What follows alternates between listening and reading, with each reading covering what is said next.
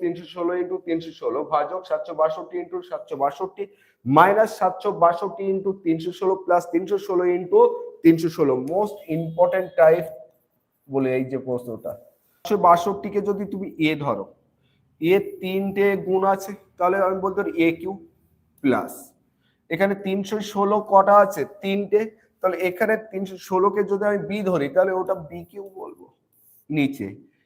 এ তার এ square minus A B plus B square, এই এ Q plus B Q সূত্র কি এ plus B into A square minus A B plus B square, নিচে এ square minus A B plus B square, তাহলে কেটে যাচ্ছে, পড়ে আসছে কি রেজাল্ট কি এ প্লাস বি। তা যখন এই ফরম্যাটে প্রশ্ন পড়বে যদি দেখো যে প্লাস আছে, সেম ডিজিট তিনটে করে গুণ গিয়েছে, মাঝখানে এদের ডিফারেন্ট কি চিহ্ন প্লাস, এখানেও দেখো 361 361 কেবলমাত্র এর সাথে এর একটা 762 লিখবে, তুমি অঙ্ক না জানলেও এভাবে লিখে দেবে 762 316 নিচে কি আছে না আছে তুমি দেখো না, তারপরেও তোমার অ্যান্সার সঠিক হয়ে যাবে 6 2 8 6 1 7 7 8 3 10 1078 রাইট অ্যান্সার। যদি এখানে বিয়োগ থাকতো,